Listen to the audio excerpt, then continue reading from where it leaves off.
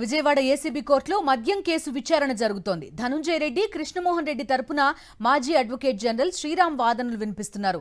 SIT ఏర్పాటు చట్టవిరుద్ధమని మాజీ advocate general Sriram కోర్టుకు తెలిపారు. సిఐడి, సిట్కి ఈ కేసు విచారించే అర్హత లేదన్నారు. అరెస్టు కారణాలను కాపీ పేస్ట్ చేశారని కోర్టుకు వివరించారు. గత ప్రభుత్వ పాలసీ వల్ల ఆదాయం పెరిగిందని, సిట్ ఆ రికార్డులను కోర్టుకు ఎందుకు ఇవ్వలేదని ప్రశ్నించారు శ్రీరామ్. 16,000 కోట్ల నుంచి 24,000 కోట్లకు ఆదాయం పెరిగితే నష్టం ఎలా వచ్చిందో చెప్పడం లేదని మాజీ అడ్వకేట్ జనరల్ శ్రీరామ్ కోర్టులో వాదించారు. విజయవాడ ఏసీబీ కోర్టులో మద్యం కేసు విచారణ జరుగుతోంది. ప్రస్తుతం ఏసీబీ కోర్టు దగ్గర ఉన్నారు మా కరెస్పాండెంట్ సతీష్. లైవ్ లో పూర్తి డీటెయిల్స్ అందిస్తారు. చెప్పండి సతీష్, మొదటి నుంచి కూడా ఇదే ఆరోపణ ఏంటది? మద్యం ఏదో నష్టాలు తీసుకొచ్చారు, ప్రభుత్వానికి ఆదాయం పడిపోయిందని. ఈరోజు చూస్తున్నాం శ్రీరామ్ ఆయన చెప్తున్నారు 16,000 కోట్ల నుంచి 24,000 కోట్లకు ఆదాయం పెరిగితే దీన్ని నష్టం అని ఎలా అంటారు అనేది ఇక్కడ ప్రశ్న.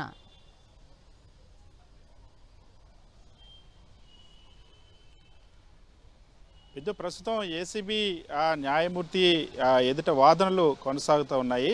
మాజీ ఐఏఎస్ అధికారి ధనుంజయ రెడ్డి, ఓఎస్డి కృష్ణమోహన్ రెడ్డి ఇద్దరిని సిట్ అధికారులు న్యాయస్థానంలో ప్రవేశపెట్టారు. ఈ నేపథ్యంలో మొదట ఈ సంబంధించినటువంటి రిమాండ్ రిపోర్ట్ పైన వాదనలు వినిపించింది. ఫస్ట్ సిట్ తరపున న్యాయవాదుల వాదనలు వినిపిస్తూ ఇది 3,200 కోట్ల రూపాయల నష్టం వాటిల్లింది. ఇందులో వీరిద్దరూ సూత్రధారులు, కీలకమైనటువంటి పాత్రధారులు అంటూ వాదనలు వినిపించారు. అయితే ఆ సందర్భంగా న్యాయమూర్తి కొన్ని ఆసక్తికరమైనటువంటి వ్యాఖ్యలు కూడా చేశారు. మీరు చెప్తున్నటువంటి అంశాలకు సంబంధించి డాక్యుమెంట్లు ఎక్కడున్నాయన్న అంశాన్ని ప్రశ్నించారు. వాటన్నిటిని కూడా ఫోరెన్సిక్కి పంపామంటూ చెప్పారు. అసలు అందులో ఏముందో మీరైనా చదివారన్న అంశాన్ని ప్రశ్నించారు. అదేవిధంగా సిట్టు తరపున న్యాయవాదుల వాదనలు వినిపిస్తుండగా ముగించాలని న్యాయమూర్తి కోరారు. ఇంకొక 5 నిమిషాలు సమయం కావాలని కోరినప్పుడు మీరు అన్ని కేసుల్లో అందరూ నిందితులు వచ్చేటప్పుడు ఏ విధంగా చెప్తున్నారు అదే విషయాన్ని చెప్తున్నారు, అదే అంకెలు చెప్తున్నారు, అదే డేటా చెప్తున్నారు, కొత్తగా ఏం లేదు కాబట్టి ముగించమంటూ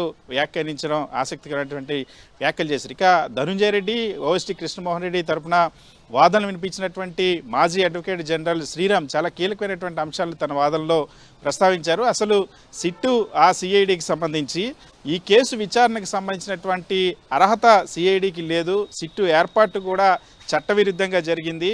ఏ అధికారంతో దీన్ని ఏర్పాటు చేశారనే అంశానికి సంబంధించి వాదనలు వినిపించారు. సో ఈ రెండింటికి అసలు విచారణ అంటే ఈ సిట్టు చట్ట ఏర్పాటు చట్టవిరుద్ధంతో పాటుగా సిఐడికి ఈ కేసుని ముఖ్యంగా పీసీ యాక్ట్ నమోదు చేశారు. దీన్ని మొదట కంప్లైంట్ ఇచ్చినప్పుడు లేనటువంటి పీసీ యాక్ట్ తర్వాత దాంట్లో పొందుపరిచారు.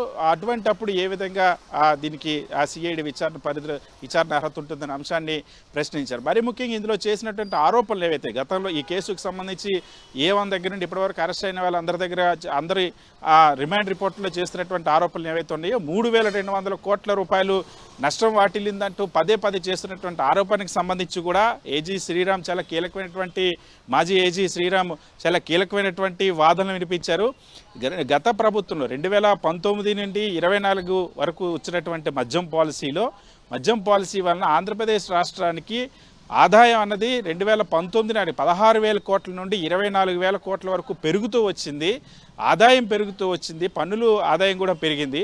సో ఆదాయం పెరిగినప్పుడు 3,200 కోట్ల రూపాయల నష్టం ఎక్కడి నుండి వచ్చిందన్న అంశాన్ని తన వాదనలో ప్రశ్నించారు.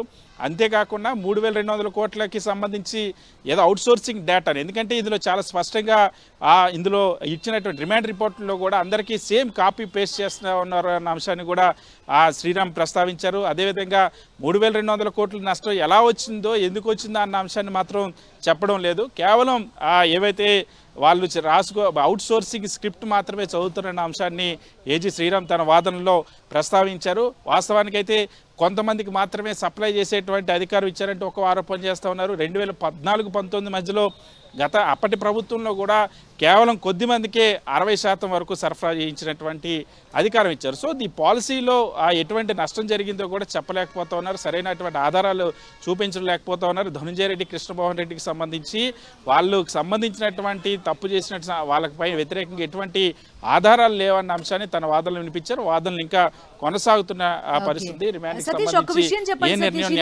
ప్రభుత్వం తీసుకునే ప్రతి నిర్ణయం పైన కేసు పెట్టదలుచుకుంటే గనక ప్రతి పాలసీ డెసిషన్ కూడా ఒక కేసు అయ్యే పరిస్థితి ప్రస్తుతం అలాంటి వాతావరణమే కనిపిస్తోంది ఏపీలో కూడా. లేని కేసుల్ని సృష్టించి ఈ విధంగా ఇబ్బంది పెట్టే ప్రయత్నం చేస్తున్నారు.